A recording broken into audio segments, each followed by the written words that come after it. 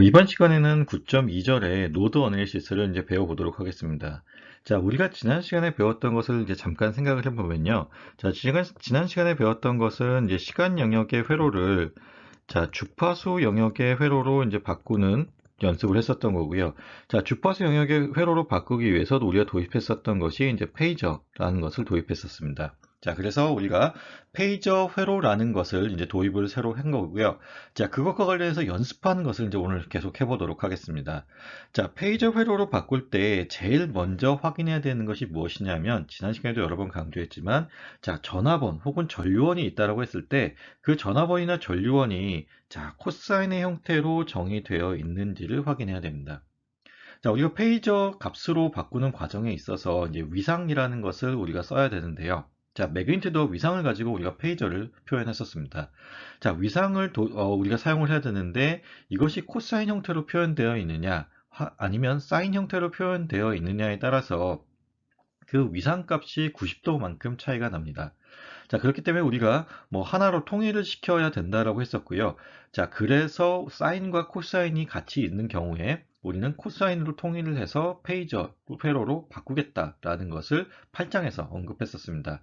자, 그래서 가장 먼저 확인해 줘야 될 게, 자, 코사인 회로인지를 확인을 해야 되고요. 자, 지금 9.3의 예제는 다행히 이제 코사인 형태로 쓰여져 있으니까 뭐 더 이상 다른 작업을 하지 않고 이것을 그대로 우리가 페이저, 회로로 혹은 페이저 표현으로 바꿔주면 되죠. 자, 그리고 그 다음에 해야 될 게, 자, 각 임피던스를 우리가 페이저, 회로의, 죄송합니다. 자, 인덕터, 커패시터, 그 다음에 이제 저항값을, 자, 임피던스 형태로 바꿔줘야 됩니다. 자, 임피던스 형태로 바꿔주기 위해서는 우리가 오메가 값이 무엇인지를 확인해야 되죠. 자, 그래서 지금 회로에 보시면 이제 오메가 값이 2로 주어져 있습니다. 그래서 이게 오메가에 해당되는 값이고, 이것을 이용해서 저항 같은 경우는 그대로 써주면 되고요. 인덕터 같은 경우는 j 오메가 L, 커패시터 같은 경우는 j 오메가 C분의 1로 바꾸어주면 된다라고 했었습니다. 자, 그러면 우리가 페이저 회로를 만드는 것을 이제 마치게 되죠. 그리고 나서 이제 회로를 해석하면 되는데, 자, 예제 9.3이 요구하는 것을 한번 같이 보겠습니다. 지금 보시는 것처럼, 자, AC 스테디 스테이트 회로라고 하는 것은, 자, 지난 시간에 얘기했던 건데, 자, 고유 응답 성분이 사라지고 난 후에 강제 응답 성분만 남아있는 회로를 우리가 스테디 스테이트 상태라고 얘기합니다. 자, AC 스테디 스테이트라는 것은 결국은, 자, 변화하는 성분이 없어지고 나서, 그러니까 고유응답 같은 경우는 시간이 지남에 따라 점점점 사라지죠. 자, 그와 같은 고유응답 성분이 없어지고 난 후에 강제응답 성분만 남은 경우를 우리가 AC 스테디 스테이트라고 얘기를 하고요. 자, 페이저 회로라고 하는 것은 다시 한번 강조하지만, 자, AC 스테디 스테이트나 어쨌든 안정화된 회로에서 적용을 할 수 있고, 그 얘기는 강제 응답을 구하는 데만 사용할 수 있다라는 점, 자, 반드시 기억하고요. 자, 그러면 이제 고유 응답은 어떻게 구해야 되느냐라고 하면, 우리가 알고 있는 재차 미분 방정식. 자, 2차 미분 방정식을 세운 다음에 재차 방정식, 특성 방정식을 풀어줌으로써 구할 수 있다라는 거 잘 기억하셨으면 좋겠습니다. 자, 그러면 여기서 문제에서 구하라고 하는 것은 이제 AC 스테디 스테이트라는 것을 가정을 하고, 자, 노드 전압 V1과 V2를 구하라고 되어 있습니다. 자, V1과 V2가 위치한 곳이 여기고요. 자, 여기에서의 노드 전압을 구하라고 했고, 자, 먼저 해야 되는 것이 여기 이제 문제 조건에서 이제 페이저 방법을 사용해라라고 했으니까, 자, 여기 지금 시간 영역의 회로를 우리가 페이저 회로로 바꾸어 주어야겠죠. 자, 그래서 지금 보시면, 자, 여기 전화번이 5 곱하기 코사인 2t로 되어 있습니다. 자, 매그니튜드 5에, 자, 위상이 0인 회로죠. 그래서 5에 앵글 0짜리 전화번이 하나 있는 거고요. 자, 오른쪽 끝에 있는 전류원도 보시면, 자, 5 코사인 2t로 되어 있습니다. 그렇기 때문에 5의 앵글 0도인 전류원이 하나 존재합니다. 자, 그리고 지금 저항값들은 그대로 다 써주면 되죠. 2분의 1옴, 그리고 1옴 이렇게 써주면 되고요. 자, 커패시터 같은 경우는 J 오메가 C분의 1인데 오메가 값이 2가 되니까 지금 여기 있는 4분의 1, 죄송합니다. 4분의 1인가 아니라 여기 커패시터 2분의 1페로짜리 커패시터와 1페로짜리 커패시터를 봤을 때 이것을 바꾸어 주면 J오메가 C분의 1에 오메가 대신 2를 넣어주고 C 값을 대신 넣어주면 이와 같이 마이너스 J1, 그 다음에 마이너스 J2분의 1 값이 나오게 됩니다. 자, 그리고 인덕터 같은 경우는 J 오메가 L에 해당되게 되는데, 자, J 오메가 L에서 오메가 값이 여기서도 2이기 때문에 이것을 대입해서 정리를 하면, 자, J1 그리고 J2분의 1로 구해진다라는 거 잘 기억하셨으면 좋겠고요. 자, 이것을 이용해서 이제 노드 전압을 구하는 것을 한번 직접 연습을 해보도록 하겠습니다. 우리가 앞에서 구했었던 페이지 회로가 여기 그려져 있고요. 자, 지금 보시면 이 회로가 비교적 좀 복잡하게 생겼습니다. 자, 복잡한 회로를 우리가 간략하게 해주는 것을 많이 연습을 했었죠. 자, 그 과정에서 우리가 많이 했던 것이 이제 등가 임피던스를 구하는 것, 혹은 앞에서 우리가 다뤘었던 태블행 혹은 노튼 정리를 이용하는 것이었습니다. 자, 뭐 여기서 뭐 태블행 노튼을 이용할 수도 있겠는데, 자, 문제에서는 이제 자, 여기 있는 이 병렬 연결 임피던스, 그리고 지금 여기 있는 이 두 개의 병렬 연결 임피던스를 우리가 자, 하나의 임피던스로 바꾸어주는, 자, 등가 임피던스를 구하는 것을 한번 연습해 본다라는 것입니다. 자, 우리가 만약에 이게 시간 영역 회로이고 저항, 인덕터, 커패시터가 있다라고 하면은 이것을 우리가 합하는 방법이 없죠. 그런데 페이지 회로로 바꾼 후에 우리가 이것을 임피던스라고 하는 것으로 바꾸고 난 후에는, 자, 이것을 우리가 뭐 인덕터든 커패시터든 아니면 저항이든 상관없이, 자, 뭐 간략화 시킬 수 있는 상황이라고 한다면 직렬 연결 혹은 병렬 연결 직렬 연결 혹은 병렬 연결의 등가 임피던스 법칙을 이용해서 우리가 줄여줄 수 있다는 얘기입니다. 자, 그래서 지금 첫 번째 G1에 해당되는 것이, 자, J1과 J-2분의 1이라고 하는 두 임피던스의 병렬 연결 등가 임피던스입니다. 자, 그래서 지금 병렬 연결 등가 임피던스를, 자, 이와 같이 계산을 한 거고요. 그 계산의 결과 마이너스 J1이 나오게 됩니다. 자, 뭐, 어, 지금부터는 이제 구체적인 계산은 그렇게 많이 하지는 않고요. 그러니까 이렇게 풀면 된다라고 여러분들한테 언급을 하고 넘어갈 텐데, 여러분들은 반드시 계산을 해봐야 됩니다. 자, 계산을 많이 해봐야 나중에 실제 문제를 풀 때도 익숙해져서 실수하지 않고 풀 수 있으니까요. 자, 그리고 이제 Z2를 구해보도록 하겠습니다. G2 같은 경우에는, 자, 여기 보시는 것처럼 J2분의 1옴이라고 하는 임피던스와 1옴이라고 하는 임피던스를 서로 병렬 연결 합성을 한 것입니다. 자, 그래서 여기 써 있는 것처럼 이렇게 이제 합성을 한 것이고요. 자, 그 계산을 하게 되면, 자, 이런 계산 결과를 따라서, 자, 5분의 1 더하기 J2 옴이라고 하는 임피던스로 줄여줄 수 있습니다. 자, 그러면 비교적 회로가 간단하게 바뀌었죠. 자, 그럼 이 회로를 가지고 V1과, 자, 여기 있는 V1과 V2를 구하는 것을 한번 연습을 해보도록 하겠습니다. 우리가 앞에서 간략화한 회로가 여기 다시 그려졌고요. 자, V1과 V2에서의 노드 전압을 구하기 위해서 V1과 V2에서의 이제 KCL을 적용해 보겠습니다. 자, 지금 V1에서는 빨간 화살표로 표시한 것처럼 이제 V1 노드로부터 모두 다 밖으로 나가는 전류로 표현을 한 거고요. V2 같은 경우는 지금, 자, 들어오는 전류가 하나 있고 나가는 전류가 두 개 있는 형태로 구성을 했습니다. 자, 그래서 보시면 지금 여기 있는 것처럼, 자, 2분의 1 옴을 기준으로 양단에 걸려 있는 전압이, 자, V1과, 자, 이쪽은 여기 있는 이 전압원만큼의 전압이 걸려 있겠죠. 자, 아래쪽에 그라운드가 잡혀 있다고 가정하면, 자, 이 노드의 전압, 그리고 이 노드의 전압을 우리가 측정할 수 있습니다. 자, 그러면 이 둘 사이에, 자, 플러스 마이너스를 볼 수 있겠죠. 왜냐하면 좀 전류가 이 방향으로 흐르기 때문에, 자, 이쪽이 높고 이쪽이 낮다라고 지금 가정을 하고 보는 것입니다. 자, 그래서 지금 V1에서 여기 있는 O의 앵글 0도라고 하는 전압을 빼고, 그리고 그것을 2분의 1로 나누어 주면 그것이 이 2분의 1 옴의 양단에 걸려 있는 전압이 되고, 2분의 1 옴을 가로질러서 흐르는 전류가 되겠습니다. 자, 그래서 이게 첫 번째 나온 것이 지금 2분의 1 옴을 가로질러서 흐르는 전류고요. 자, 지금 아래쪽에 그라운드를 잡았다라고 보게 되면 이 위쪽의 노드가 V1이고, 그래서 지금 보시는 것과 같이 플러스 마이너스를 표시했을 때 마이너스 J1의 양단에 걸려있는 전압이 V1이죠. 자, 그래서 마이너스 J1분의 V1으로 지금 위쪽에서 아래쪽으로 흐르는 전류를 구할 수 있고요. 자, 그리고 나서 이제 왼쪽에서 오른쪽으로 흐르는 이 전류를 구하게 되면, 자, 마이너스 J1이라고 하는 임피던스를 가로질러서 흐르고 지금 왼쪽을 플러스, 오른쪽을 마이너스로 보았을 때 V1에서 V2를 뺀 것만큼의 전압이 걸려 있고 그것을 우리가 마이너스 J1으로 나누어 주면 됩니다.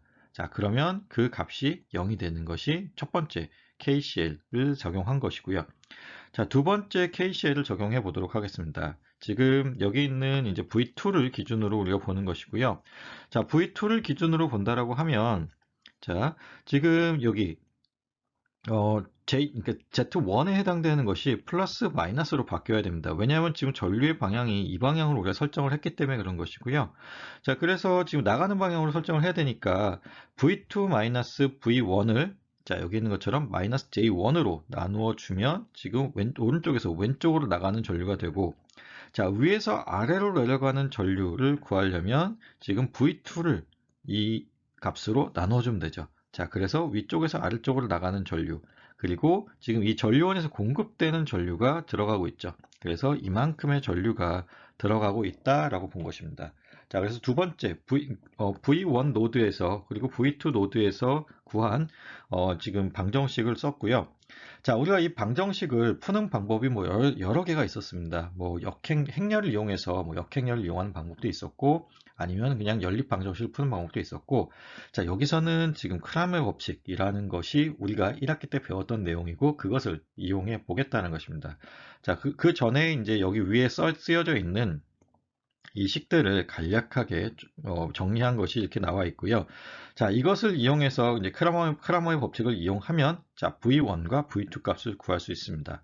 자, 근데 이제 크라머 법칙을 이제 잊어버린 학생들이 좀 있으니까 복습을 좀 하고 넘어가도록 하겠습니다.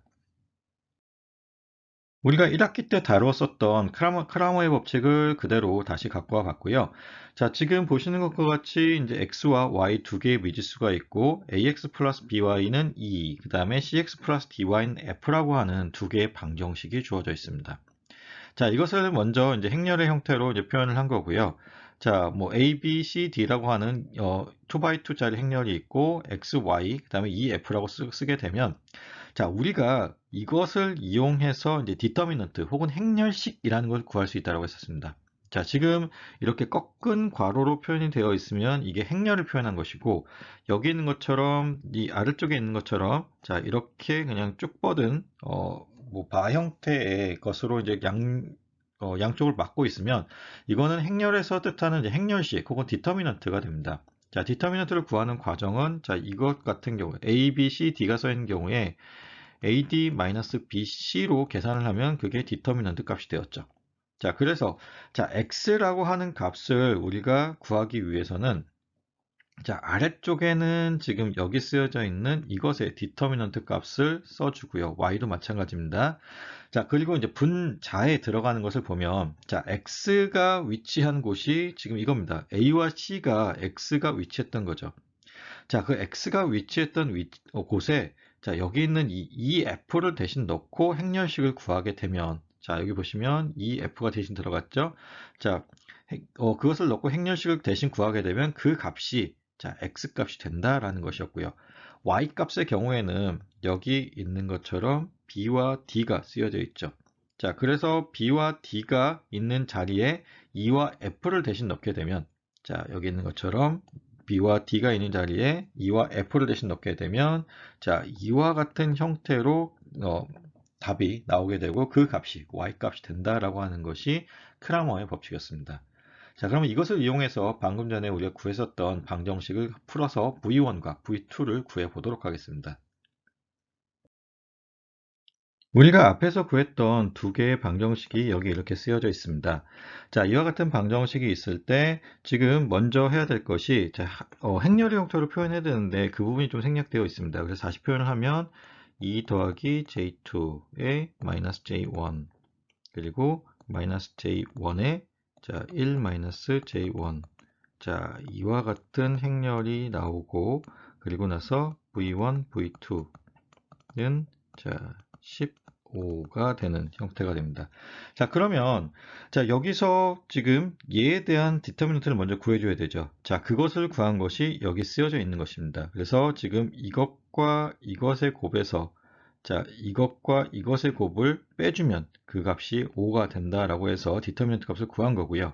자, 그래서 V1이라고 하는 것은 자, 디터미넌트 분의 자, 우리가 그러니까 V1의 위치에 있는 것을 지금 여기 뒤에 있는 이 값으로 바꿔주면 되죠. 그래서 지금 여기 위치에 있는 이 값 대신에 10과 5를 써주고, 자, V2의 경우에는 뒤쪽에 지금 10과 5를 써주고 난 후에 각각의 것에, 그러니까 각각의 표현식에 대해서 디터미넌트를 구해주면, 자, 이와 같이 5분의 10-j5 그리고 5분의 10 플러스 j20이라는 값이 나옵니다.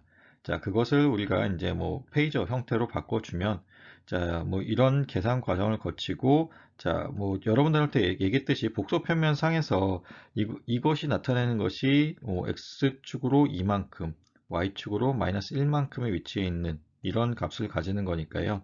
자, 2와 1만큼의 값이고, 그럼 이게 루트 5, 그리고 여기 사이에 끼인 각이 자, 탄젠트 역함수의 2분의 1이라고 하는 것, 혹은 a 탄젠트 2분의 1 값을 구하게 되면 그 값이 여기 있는 것처럼 26.6도가 나오게 되는데, 자, 4사분면에 위치하게 되면 각도가 마이너스 값을 갖게 됩니다. 그래서 마이너스 26.6도라는 값이 나오게 되는 것이고요.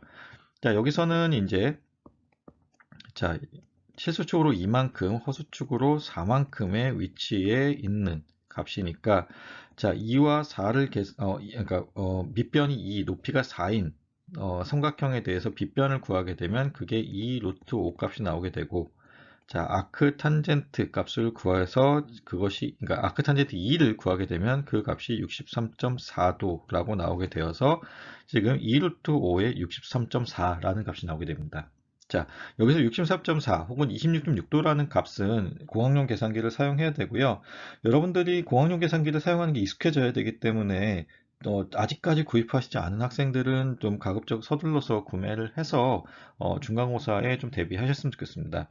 자, 그리고 항상 주의해야 될 게 공학용 계산기를 다룰 때 여러분들이 넣는 숫자가 디그리 단위인지 혹은 라디안 단위인지를 항상 확인하고 넣으셔야 실수를 하지 않습니다. 자, 그리고 이렇게 되면, 자, 우리가 이제 페이저 형태로 값을 구한 거죠. 그리고 페이저 형태는 복소수 형태였고요. 우리가 처음에 넣어줬던 전압 혹은 전류원의 값은 실수 형태였습니다. 그렇기 때문에 우리가 복소수 형태의 V1과 V2 중에서 실수 형태의 값 V1, V2를 구하기 위해서, 자, 코사인 값을 가져오면 되는 거죠. 자, 그래서 최종 구한 답이 여기 쓰여져 있습니다. 다음으로 예제 9.4를 같이 풀어보도록 하겠습니다. 자, 예제 9.4를 우리가 처음 봤을 때 시간 영역 회로의 전압원 혹은 전류원 값이 어디 있는지를 확인을 하고요. 자, 그 값이 코사인 형태인지 사인 형태인지를 확인해야 됩니다. 자, 그러면 여기서 코사인 형태로 쓰여져 있기 때문에 우리는 그대로 이것을 페이저 값으로 바꾸어 주면 되고요. 자, 그래서 지금 여기 보면은 4의 앵글 0이라고 하는 전압원 값의 페이저 형태로 바뀐 것이고요. 자, 여기 오메가 값이 5000으로 쓰여져 있습니다. 자, 오메가 값이 5000이니까 이것을 이용해서 우리가 임피던스로 변환을 하면 되겠죠. 자, 그래서 지금 임피던스 형태로 변환한 것이 있는데, 자, 지금 앞에서 했었던 이제 회로 간략화 과정을 한 번에 한 것입니다. 지금 이 두 개의 값, 그리고 여기 있는 이 직렬 연결, 임피던스 값을 지금 하나로 합해서 구한 것이 이렇게 되는데, 이 구하는 과정에 대해서는 뒤에서 다시 보도록 하고요. 자, 여기서 우리가 하나 이제 좀 기억했으면 좋을 거, 혹은 앞에서 우리가 배웠던 부분들을 좀 다시 리마인드 했으면 좋을 게, 자, 중간에, 자, 노드와 노드 사이에, 자, 이와 같이 전화번, 여기서는 독립 전화번이든, 종속 전화번이든 상관없습니다. 자, 전화번이 있는 경우에는 우리가 어떻게 하면 되냐 하면, 자, 이것을 하나의 노드처럼 다룰 수 있다고 했습니다. 그리고 이런 노드를 우리가, 자, 슈퍼 노드라고 했었죠. 자, 슈퍼노드가 있는 경우에는 우리가 모르는 미지수를 하나 줄일 수 있는 장점이 있다고 했었습니다. 자, 만약에 이 전화번이 레퍼런스를 끼고 있는 레퍼런스와 인접해 있는 전화번이라고 한다면 우리가 그 숫자를 아예 어떤 상수로 바꿔줄 수 있는 거고요. 미지의 숫자를. 근데 지금 여기서는 지금 양쪽의 노드 사이에 위치했기 때문에 자, 한쪽을 V라고 한다면 그 반대쪽이 이만큼의 전압 상승이 있는 값으로 표시할 수 있어서 v 플러스 3000i라고 놓을 수 있다는 것입니다. 자, 그래서 지금 이렇게 놓을 수 있는 것이고요.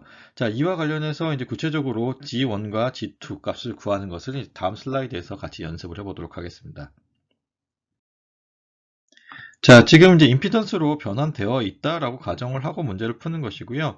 그래서 지금 G1이라고 하는 것은 지금 2kΩ과 지금 5분의 1 마이크로패럿의 병렬 연결이죠. 그래서 그것을 우리가 임피던스 형태로 바꿔주기 위해서 지금 저항 같은 경우는 그냥 2kΩ이면 2kΩ으로 바꿔주면 되고, 자, 카패시터 같은 경우는 J 오메가 C분의 1로 바꿔주면 됩니다. 근데 문제에서 오메가 값이 5000이었죠. 그래서 그 값을 대신 넣고 지금 바꿔준 것이 지금 이게 카패시터에 해당되는 임피던스 값이 되고요.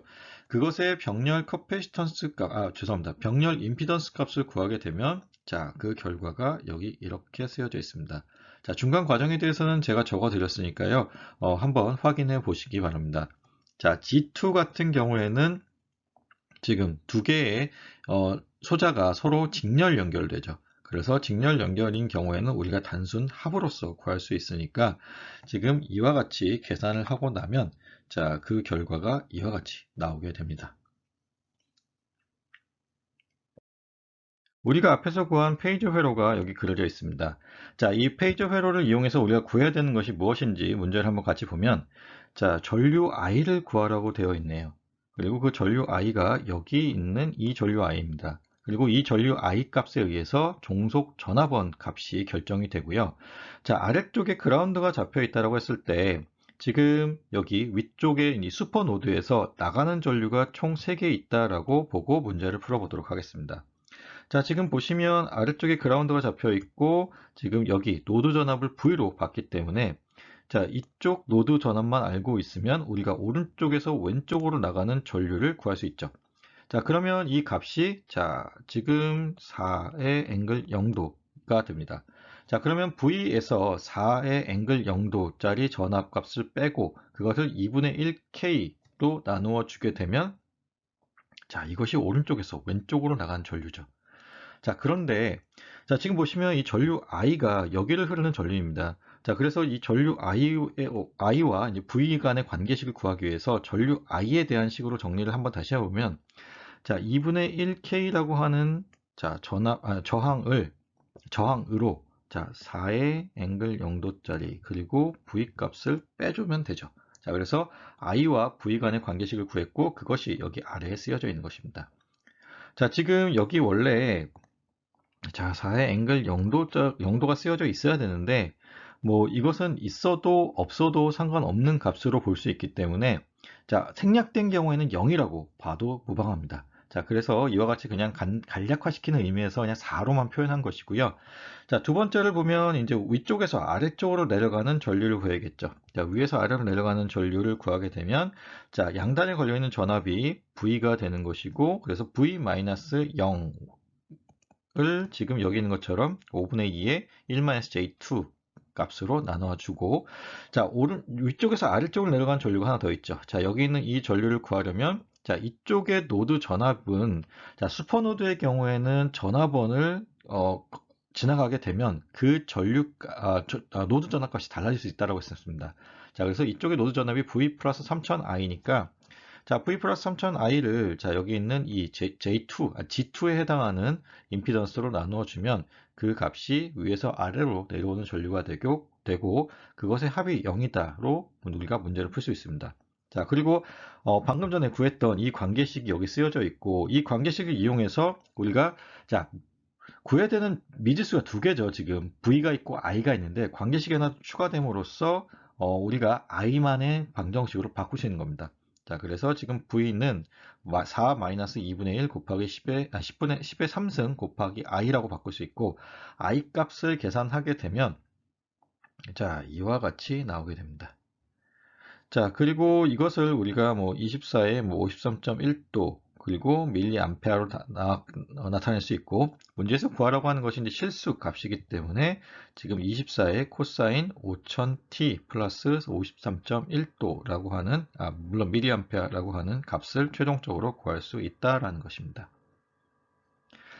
자, 지금 이제 노드 어널리시스는 이제 9.4까지 풀면 맞춰지고요. 다음으로는 이제 메쉬 어널리시스를 다뤄보도록 하겠습니다.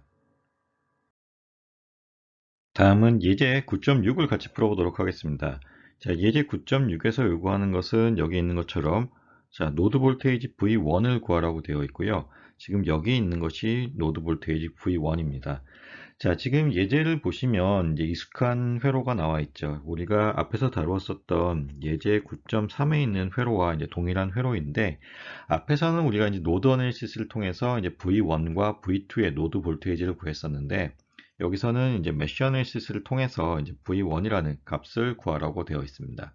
자, 우리가 앞에서 했던 것과 마찬가지로 지금 여기 빨간색 박스로 되어 있는 부분과 파란색 박스로 되어 있는 부분의 병렬 임피던스를 구해서 회로를 간략화시키고 이제 페이저 회로로 만든 것이 아래에 그려져 있습니다. 자, 이 구체적인 내용은 앞에 예제 9.3을 설명할 때 했던 내용을 참고하시면 좋을 것 같고요. 자, 여기까지 회로를 구했다라고 가정을 하고 메쉬 어널리시스를 통해서 V1 값을 구하는 것을 한번 연습해 보도록 하겠습니다. 자, 문제에서 G1과 G2 값을 우리가 앞에서 구했던 것과 같이 구해보면 다음과 같고요. 지금 여기 있는 것이 G2에 해당하는 것입니다. 지금 오타가 있어서 G2로 고치시면 되고, 자, 뭐 여기까지는 구했다라고 가정을 하고 이제 메쉬 어널리시스를 해보도록 하겠습니다. 자, 죄송합니다. 제일 왼쪽에 있는 메쉬를 흐르는 전류를 I1, 그리고 여기 가운데를 I2로 보겠습니다. 그리고 지금 메쉬가 하나 더 있는데, 자, 제일 오른쪽에 있는 이 메쉬에 대해서는 전류를 우리가 그냥 5A로 설정할 수 있죠. 자, 우리가 1학기 중간고사에서도 한번 다루었던 내용인데요. 자, 회로 안에 전류원이 있는 경우에는 그 전류가 자, 모든 위치에서 동일하게 흐른다고 보면 됩니다. 자, 이런 식으로 이제 노드를 지나고 나면 더해지는 전류들이 있을 수 있는데, 자, 노드를 지나기 전에 만나는 도선들은 모두 같은 전류가 흐른다고 보면 되겠습니다. 자, 그러면 자, 메쉬 방정식을 한번 세워보도록 하겠습니다. 제일 왼쪽에 있는 메쉬에 대해서 식을 세워보면, 자, 전류의 방향에 대해서 우리가 수동부 규정을 만족한다라고 보고요. 그럼 전압 강화가 지금 두 개 있는 거고 전압 상승이 하나 있습니다. 자, 그래서 전압 강화에 대한 것, 그러니까 2분의 1옴에 대한 전압 강화가 2분의 1 곱하기 I1. 그리고 여기 있는 마이너스 J1에 대한 전압 강화가 있는데, 자, 지금 여기는 가운데 끼어 있는 부분이기 때문에 I1이라는 전류와 I2라는 전류가 같이 흐르고 있죠. 자, 그래서 I1-I2라고 하는, 자, 여기 있는 I1의 방향에 맞추어서 이것을 정한 거고요. 거기에 이제 임피던스 값을 곱한 후에 이제 더하는 형태로 계산한 것이 5라고 하는 답이 나오게 됩니다. 자, 그 다음으로 계산해야 될 게 이제 가운데 부분, 중간에 있는 메쉬 방정식을 우리가 세워 봐야겠죠. 자, 중간에 있는 메쉬 방정식을 세우기 위해서 I2의 방향을 먼저 고려하면, 자, 플러스 마이너스를 우리가 이렇게 쓸 수 있습니다. 자, 그리고, 자, 지금 여기도 마찬가지로 플러스 마이너스를 이렇게 쓸 수 있는 것이고요. 자, 처음에 이제 할 것이 여기, 이 부분에 대한 전압 강화 값을 구해보도록 하겠습니다. 자, 마이너스 J1만큼 써주면 되고요. 자, 이번에는 I2가 기준 방향이 됩니다. 그래서 I2 마이너스 I1만큼의 값이 쓰여져 있는 것이고요. 자, 그리고 그 다음으로 G2 같은 경우에는 자, 뭐 I2만 전류가 흐르고 있죠. 그래서 I2 곱하기 마이너스 J1이라는 값이 더해진 것이고요. 마지막 여기 가운데 부분에 있는 G2에 대한 것은 보시면 자, I2라고 하는 전류가 위쪽에서 아래쪽으로 내려오고 5A의 전류가 또 위쪽에서 아래쪽으로 내려오게 됩니다. 그래서 I2와 5A의 합에 지금 여기 G2에 해당하는 임피던스를 곱해준 형태로 문제를 풀면 되겠죠. 자, 그래서 지금 두 개의 방정식이 세워졌고요. 그리고 미지수가 총 두 개입니다. I1, I2 미지수가 총 두 개여서 자, 이것에 대한 우리가 뭐 연립 방정식을 풀게 되면 자, 연립 방정식을 푸는 방법들은 뭐 여러분들이 뭐 여러 가지 방법으로 풀어도 됩니다. 뭐 앞에서 했던 뭐 크라모의 법칙도 있고요. 역행렬도 있고 자, 그냥 연립 방정식을 푸는 방법도 있습니다. 자, 그래서 그런 식으로 어떤 형태든 여러분들이 익숙한 형태로 연립 방정식을 풀고 나면 자, i1 값이 6 플러스 j2로 나오게 됩니다. 자, i1이 여기에 흐르는 전류이고요. 우리가 구해야 되는 것은 지금 v1 값이죠. 자, 아래쪽에 그라운드가 잡혀 있다라고 하면, 자, 지금 5A의, 죄송합니다. 5V의 전압이 여기 걸려 있는 거고, 그리고 자, 2분의 1옴 곱하기 I1만큼의 전압 상승이 추가로 이루어진 것이 V1 값이 되게 됩니다. 자, 그래서 지금 보시면, 죄송합니다. 제가 설명을 잘못했고요. 다시 설명하겠습니다. 자, 지금 5V만큼이 여기 걸려 있는 거고, 지금 2분의 1 곱하기 I1만큼의 전압 강화가 있는 거죠. 자, 플러스에서 마이너스를 내려오기 때문에 전압 강화가 있는 것입니다. 전압 강화가 이루어진 결과가 V1이 되는 것이죠. 자, 그래서 V1이라는 값이 5V에서 2분의 1I라는 값을 빼준 이유가 이만큼의 전압 강화가 있기 때문에 그렇고요. 자, 그리고 우리가 i1 값을 앞에서 구했었죠.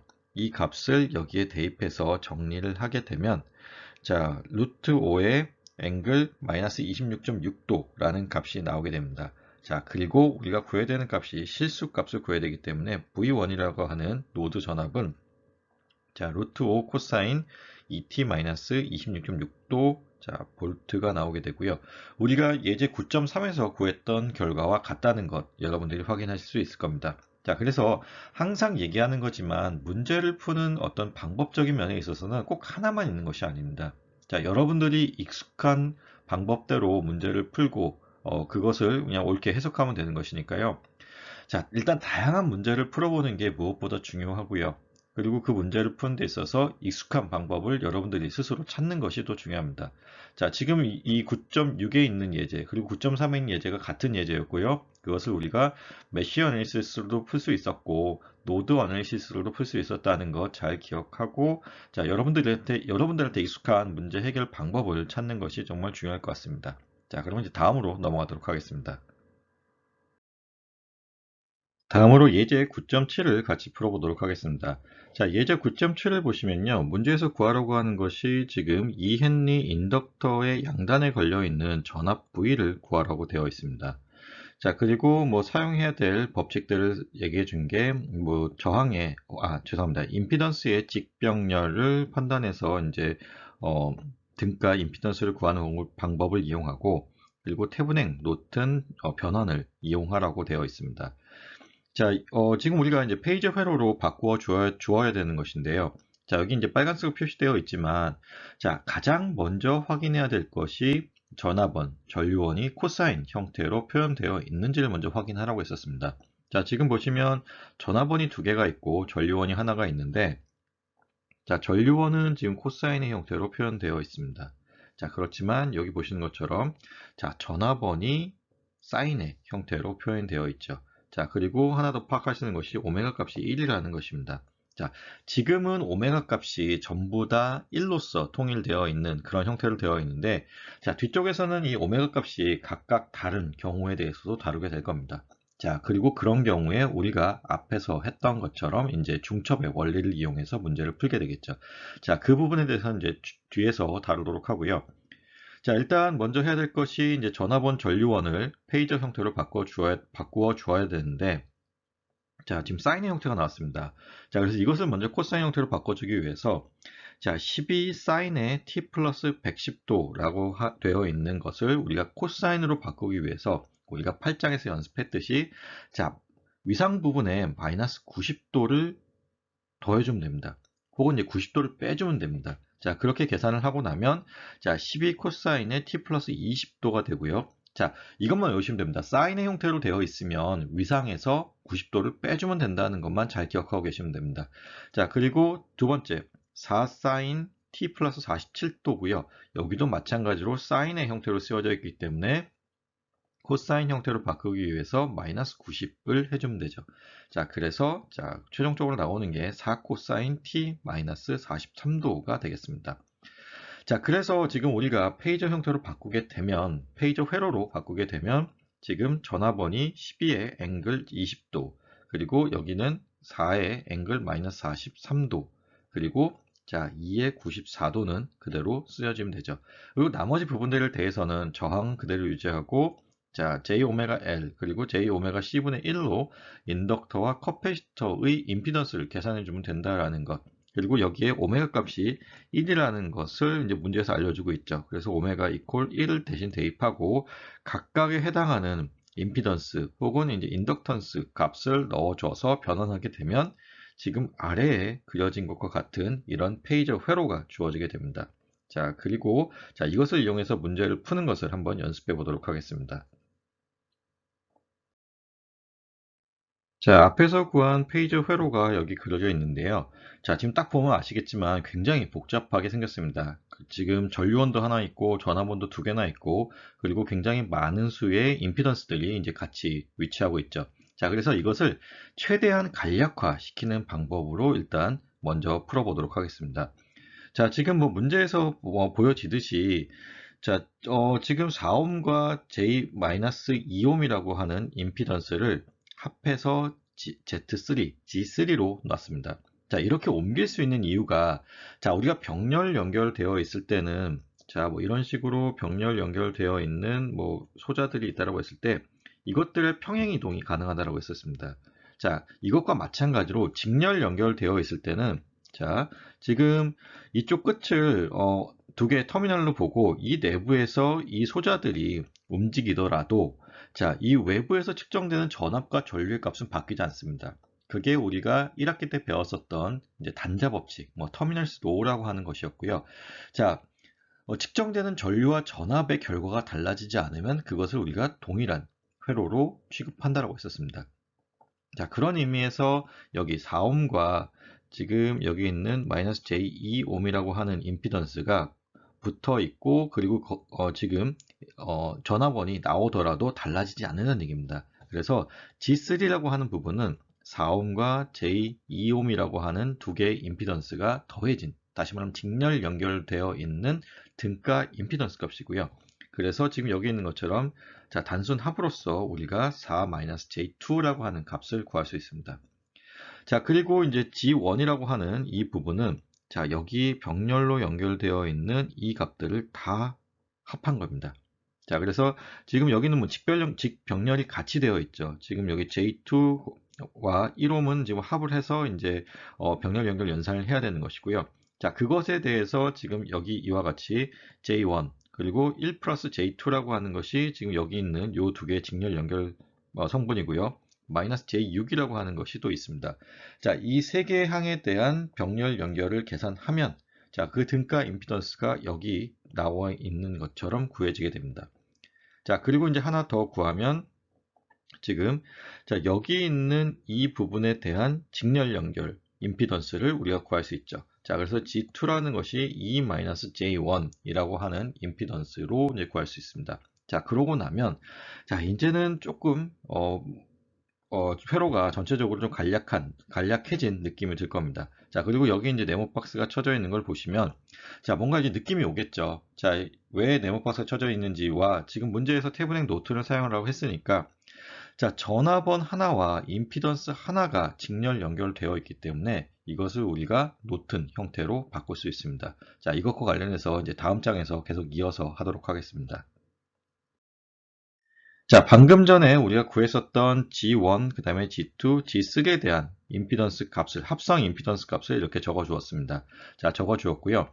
자, 앞에 있던 이제 네모 박스를 이제 붉은색으로 좀 더 잘 보이게 했고요. 자, 이것을 우리가 태분행, 노튼 정리를 이용해서 바꾸겠다는 얘기입니다. 자, 그렇게 바꾸는 이유가 여기 전류원이 병렬 연결되어 있는데, 만약에 지금 이 G3와 어떤 병렬 연결된 전류원이 나오게 되면 자, 전류원은 우리가 병렬 연결되어 있을 때 그냥 단순 합으로 합할 수 있었습니다. 자, 그리고 자, 임피던스들끼리 이 임피던스와 D3가 병렬 연결되어 있다면 그것 두 개도 우리가 줄여줄 수 있겠죠. 자, 그런 의미로서 지금 우리가 태분행 형태로 표현된 이 회로를 노튼 형태로 바꾸는 것입니다. 자, 태분행 회로를 노튼 형태로 바꿀 때, 자, GTH를 우리가 태분행 회로의 등가 임피던스라고 보게 되면, 자, 등가인 노튼 회로를 구하기 위해서는, 자, 이것이 뭐 GN 값과 같아야 되죠. 자, 그리고, 자, 여기 써있는 것처럼, 자, IN 값이라고 하는 것은 다시 말하면 노튼 회로의 등가 전류원 값이라고 하는 것은 자, GTH분의 VTH 값이 되겠습니다. 자, 그래서 지금 보시면 자, G3가 및 분모에 쓰여져 있고요. 지금 여기 있는 전화번 값이 분자에 쓰여져 있습니다. 자, 그것을 계산하고 나면 우리가 자, 노튼 전류원 값을 구할 수 있는데 0.894의 앵글 마이너스 16.4도로 이제 계산이 되어서 나오고요. 그리고 GN이라고 하는 것은 자, 다시 말하면 노튼 회로의 등가 임피던스라고 하는 것은 태분행 회로의 등가 임피던스와 동일하죠. 자, 그래서 지금 이와 같이 회로가 바뀌게 되었습니다. 자, 그러면 이렇게 회로가 바뀌고 나면 앞에서 방금 설명드렸듯이 자, 이 위치를 우리가 평행 이동할 수 있습니다. 자, 병렬 연결되어 있을 때 그 사이에 노드와 노드 사이에 어떤 소자가 없다라고 하면 이것의 위치를 바꿀 수 있다고 했습니다. 자, 그래서 전류원끼리 이제 인접하게 바꾸어주고 임피던스들끼리 인접하게 바꾸어주면 두 개의 전류원을 병렬로 연결된 두 개의 전류원을 우리가 하나로 만들 수 있는 거고요. 그리고 임피던스는 우리가 병렬 등가 임피던스를 구할 수 있습니다. 자, 그런 식으로 문제를 푸는 것을 다음 장에서 계속 해보도록 하겠습니다. 자, 방금 구했던 회로가 여기 그려져 있는 거고요. 자, 방금 설명드렸던 것처럼 위치를 바꿔서 두 개의 전류원을 하나로 합하겠다라고 했습니다. 자, 그리고 두 개의 임피던스를 하나의 임피던스로 만들겠다고 했고요. 자, 그래서 이제 나온 것이 여기 G4라고 하는 것이 나오는데, 자, 중간에 생략된 것이 자, 두 개의 임피던스와 이제 두 개의 그 전류원을 하나로 합하게 되면 자, G4라고 하는 임피던스와 지금 자, 전류원이 서로 병렬 연결된 형태로 자, 하나의 임피던스와 하나의 전류원이 병렬 연결로 된 노튼 회로로 됩니다. 자, 그리고 그 노튼 회로를 다시 자, 태분행 회로로 바꾸겠다는 얘기입니다. 자, 그렇게 되면 이제 메쉬가 총 두 개인 그런 단순화된 우리가 이제 적어도 해석 가능한 쉬운 회로가 되고요. 자, 그런 의미에서 지금 GT라고 하는 값을 구하는데 그 GT라고 하는 값이 결국은 이제 G4와 그러니까 노튼 회로에서의 등가 임피던스가 이 G2와 G3를 병렬 연결한 그 값이 되는 것인데 그것을 우리가 새롭게 G4로 보게 되면 그것이 태분행 회로의 등가 임피던스와 같다는 것이고요. 자, 그래서 지금 나온 것이 이와 같은 답이 나오게 됩니다. 자, 그리고 이제 추가로 하는 것이 자, 이겁니다. 자, 지금 이제 VT라고 하는 것이 결국은 자, VTH라고 하는 것은 IN 곱하기 GN 값입니다. 자, gn 값은, zn 값은 우리가 지금 앞에서 구한 이 값이 되고요. 자, in 값이 무엇이냐 하면, 자, 두 개의 전류원을 하나로 합한, 자, 여기에서 해당하는 이것이 in 값이 되겠죠. 자, 그러면, 자, 단순 합으로 우리가 구할 수 있습니다. 자, 왜냐하면 우리가 병렬로 연결된 전류원은 우리가 합할 수 있다는 것을 1학기 때 배웠던 내용입니다. 자, 그래서 지금 여기 보시는 것처럼 두 개의 임피던스를, 죄송합니다. 두 개의 전류원의 페이저를 합하는 형태인데, 자, 우리가 극좌표 형식으로 표현되어 있는 거고요. 극좌표 형식은 우리가 덧셈을 하는 데 있어서는 전혀 도움이 안 된다고 했었습니다. 자, 그러면 이것을 어떻게 계산하느냐에 대한 이제 질문이 있을 수 있는데요. 자, 극좌표 형식을 우리가 직교좌표 형식으로 바꾼 후에 덧셈 계산을 하고 다시 극좌표 형식으로 바꿔줘야 됩니다. 자, 그래서 계산 방법은 2 코사인 94도 플러스 J 사인, 죄송합니다. 자, 2 곱하기 J 사인 94도 더하기, 자, 뒤쪽에 있는 이 부분에 대한 것을 계산하면 0.894 코사인 마이너스 16.4도 더하기 0.894의 J의 사인 마이너스 16.4도 이와 같은 값을 계산한 후에 자, 그 값을 계산한 후에 다시 그것을 이와 같이 만들어주면 죄송합니다. 여기 있는 이것과 같은 결과로 만들어주면 된다는 얘기입니다. 자, 이렇게 계산하면 되고요. 그 결과로 나온 것이 이와 같은 답이 나오게 되는 것입니다. 그래서 지금 자, 맨 오른쪽에 있는 회로를 VT와 G4가 직렬 연결로 되어 있는 태분행 형태의 회로로 다시 바꿔준 것입니다. 자, 그러면 여기까지 구한 이 회로를 이용해서 이제 메쉬 어니스트를 해보도록 하겠습니다. 자, 앞에서 구한 회로와 그 구한 이제 G1, G4 값을 여기에 써줬고요. 자, VT 값도 같이 써줬습니다. 자, 이 회로를 우리가 메쉬 어널리시스를 이용해서 이제 풀어보도록 하겠습니다. 자, I1과 I2라고 하는 두 개의 전류를 시계 방향으로 흐른다라고 지금 가정을 했고요. 자, 그랬을 때, 자, I1에 대해서 플러스 마이너스가 성립한다라고 보겠습니다. 자, 그러면 자, 지금 여기 있는 것처럼 3옴과 지금 여기 있는 이 임피던스만큼이 자, 여기 쓰여져 있죠. 자, 그리고 그것이 이제 I1만큼이 곱해져서 이제 전압 강화가 생성되는 것이고요. I2가 아래쪽에서 위쪽으로 올라가는 방향으로 되기 때문에 자, 이만큼의 전압 상승이 있습니다. 그래서 지금 여기 보시는 것처럼 자, 빼줬죠. 자, 그리고 그 결과가 여기 있는 이만큼의 전압 상승을 가져오게 됩니다. 그래서 12의 앵글 20도 만큼이 되고요. 자, 두 번째 식입니다. 자, 여기 복잡하니까 조금 지우고 다시 하게 되면, 자, 두 번째 메쉬 방정식을 세우게 되면, 자, 여기 있는 것처럼 I2의 방향이, I2의 방향에 맞춰서 지금 플러스, 마이너스, 그리고 여기도 플러스, 마이너스로 쓸 수 있습니다. 자, 지금 이제 보면은, 자, 마이너스 0.128 마이너스 0.79의 i라고 하는 것이 지금 여기 있는 이 회로에 흐르는 이 회로에 걸려 있는 전압 값이 되겠죠. 자, 그런데 지금 마이너스가 붙은 이유는 자, I1에 대한 것입니다. I1은 I2와 방향이 반대죠. 반대이기 때문에 지금 I2에 해당하는 부분이 여기 뒤쪽에 이렇게 포함이 되어 있는 거고요. 지금 I1에 해당하는 전압 강화가 전압 상승 부분이 여기 쓰여져 있습니다.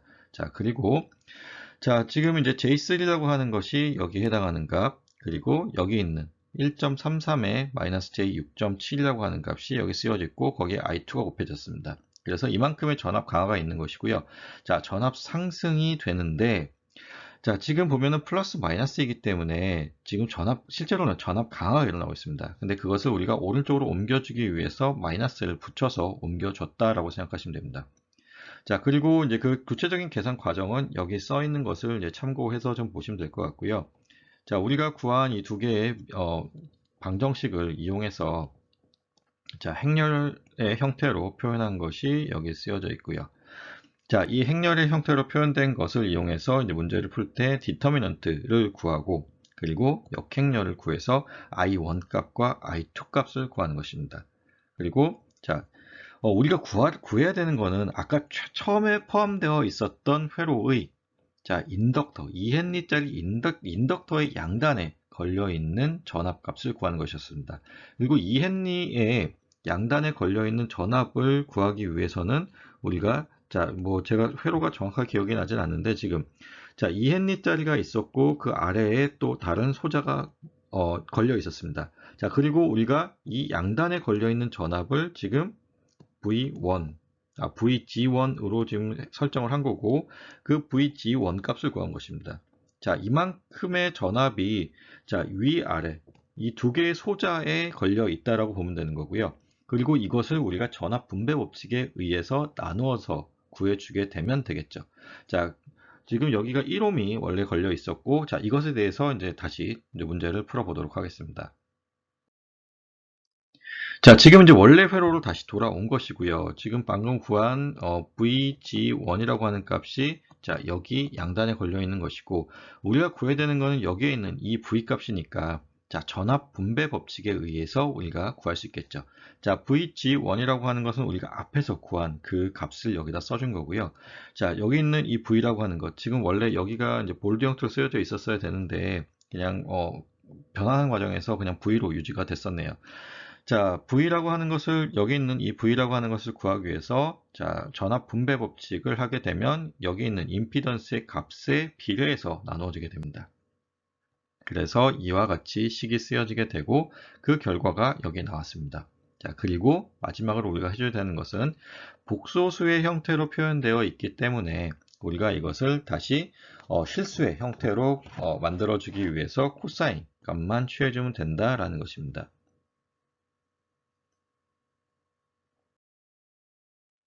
자, 예제 9.8을 마지막으로 같이 풀어보도록 하겠습니다. 자, 예제 9.8을 보시면요.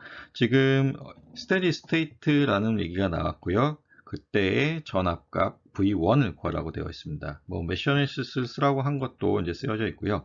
자, steady state라는 값이 나왔기 때문에 고유응답 성분은 없다라고 보는 것이고요. 우리가 강제응답 성분만 구하면 되는 것입니다. 자, V1이라는 값이 여기에 주어진 이 값이고, 자, 우리가 먼저 해야 될 것이 페이저 회로로 바꾸는 것을 해야겠죠. 자, 그래서 지금 보시면 코사인 있고 사인이 있습니다. 자, 그러면 우리가 사인 회로가 나왔으니까 이것을 우리가 자, 코사인 형태로 바꿔줘야 되죠. 자, 이것을 코사인 형태로 바꾸면 자, 코사인 2t-90도가 됩니다. 자, 그래서 이것을 이용해서 우리가 페이저 회로로 바꾸게 되면 자, 지금 보시는 것과 같이 4의 앵글 0도짜리 전류원이 하나 있고요. 자, 지금 코사인 형태를 바꾼 것을 이용해서 풀게 되면 자, 매그니튜드 1의 마이너스 90도의 앵글을 가지는 전류원이 또 하나 있습니다. 자, 그리고 나머지 회로들은 나머지 임피던스들은 여기 있는 이 관계식을 이용해서 이제 구해주면 되고요. 자, 오메가 값은 여기 있는 것처럼 오메가 이퀄 2라고 하는 것을 이용해서 문제를 푸시면 됩니다. 자, 그리고 지금 여기 보시는 것처럼 자, 우리가 슈퍼 노드에 대해서 배웠었는데 중간에 전류원이 있는 경우에는 우리가 슈퍼 메쉬로 볼 수 있었습니다. 자, 그래서 두 개의 메쉬를 하나로 보는 슈퍼 메쉬에 해당하는 지금 예제가 나온 것이고요. 자, 슈퍼 메쉬를 풀 때에 주의해야 될 것은 자, 위치에 따라서 그 전류 값이 다를 수 있다는 것입니다. 자, 슈퍼 노드 같은 경우는 자, 위치에 따라서 노드 전압이 다를 수 있다는 것이었는데 슈퍼 메쉬 같은 경우는 자, 위치에 따라서 그 회로에 흐르는 전류의 값이 다를 수 있다는 점 주의해서 보시기 바랍니다. 자, 그러면 여기 있는 이 페이저 회로를 이용해서 문제를 푸는 것 같이 연습해 보도록 하겠습니다. 자, 앞에 그려졌던 회로가 여기 다시 그려졌고, 지금 보시면 4A의 전류, 그 다음에 이제 마이너스 J1만큼의 전류원이 있습니다. 자, 전류원이 있다는 얘기는 이미 그 그러니까 이 메쉬에 흐르는 전류 값이 정해졌다는 얘기죠. 자, 맨 왼쪽에 있는 이 회로에는 4A의 전류가 지금 시계 방향으로 흐르고 있는 것이고요. 자, 위쪽에 있는 이 회로는 마이너스 J1만큼의 전류가 반시계 방향으로 흐르고 있다는 얘기입니다. 자, 이것은 우리가 정해진 값이니까 이 두 개의 메쉬는 신경 쓰지 않아도 되고, 자, 여기 있는 이 슈퍼 메쉬만 신경 쓰면 됩니다. 자, 그러면 이 슈퍼 메쉬에 대해서 KVL을 우리가 구해 보면, 자, 지금 보신 것과 같이 J1이라고 하는 이 임피던스의 양단에 걸려있는 전압을 자, 위쪽이 플러스 아래쪽으로 마이너스로 잡아서 V1으로 봤습니다. 자, 그리고 자, I라고 하는 전류가 흐르고 있고 지금 이 V1이라고 하는 값이 지금 여기 이 노드에서 더해지는 형태로 지금 나오게 되죠. 자, 그래서 이 메쉬 방정식을 우리가 세우면 자, 마이너스 V, 그러니까 여기 있는 I를 기준으로 봤기 때문에 자, V1만큼의 전압 상승이 있습니다. 자, 근데 이제 우리가 지금 왼쪽에 전압 강화를 써주고 있는 것이기 때문에 마이너스 V1만큼의 전압 강화가 있다라고 보시면 되고요. 자, 그리고 지금 여기 보시면 자, 마이너스 J1이라고 하는 이 임피던스를 놓고 보면 자, I라고 하는 전류가 오른쪽에서 왼쪽으로 흐르고 있고 마이너스 J1의 전류도 역시나 오른쪽에서 왼쪽으로 흐르고 있습니다. 지금 스톤보 규정을 이와 같이 설정을 하게 되고요. 자, 그러면 지금 마이너스 J1과 지금 I라고 하는 전류가 서로 합해지는 방향이죠. 자, 그래서 여기 있는 것처럼 마이너스 J1 곱하기 마이너스 J1 플러스 I라고 하는 전류 값이 곱해지는 형태로 되어서 전압 강화를 계산하게 되고요. 자, 지금 여기 보시는 이것, 제일 오른쪽에 있는 이 임피던스도 플러스 마이너스로 표시하겠습니다. 자, 그러면 지금 I라고 하는 전류에 이 V1만큼이 더해진 전류가 여기에 흐르게 되니까 자, I 플러스 2V1에 1 플러스 J2라고 하는 값이 곱해진 형태로 되어 있고요. 자, 그러면 여기에 이제 V1을 구해야 되니까 자, V1에 대해서 우리가 관계식을 하나 더 세울 수 있죠. 지금 보시면 V1과 I에 대한 두 개의 미지수가 있는데 하나를 없애주기 위해서 지금 여기 있는 이 V1이라고 하는 값을 가지고 우리가 식을 하나 더 도출하도록 하겠습니다. 자, 지금 보시는 것과 같이 V1이라는 게 위쪽이 플러스 아래쪽이 마이너스입니다. 자, 그러면 이것의 전압 강화, 그러니까 수동보 규정을 만족하는 방향으로 보면 전류가 위에서 아래로 흐른다라고 보는 게 맞겠죠. 자, 위에서 아래로 흐르는 전류라고 본다면 4A에서 자, 지금 I만큼을 빼준 것이 지금 여기 V1을 가로질러서 흐르는 전류로 보면 되겠습니다. 자, 그래서 J1 곱하기 4-I라고 문제를 풀면 되고요. 자, 그래서 지금 I라고 하는 값이 4 플러스 JV라고 하는 관계식이 하나 더 나왔습니다. 자, 여기서 이제 메쉬 방정식을 하나 세웠고, 지금 여기서 관계식이 더 하나 더 나와서 이 I라는 값을 여기에 넣게 되면 자, 이와 같은 관계식이 구해지게 되고요. 자, 그 관계식을 이용해서 우리가 V1 값을 구하게 되면 자, 여기 있는 것처럼 코사인 2t 플러스 143.1도라고 하는 값이 나오게 됩니다. 자, 오늘 수업은 여기까지 하고요. 다음 시간에 9.4절에서 나오는 중첩의 원리에 대해서 이제 이어서 다뤄보도록 하겠습니다.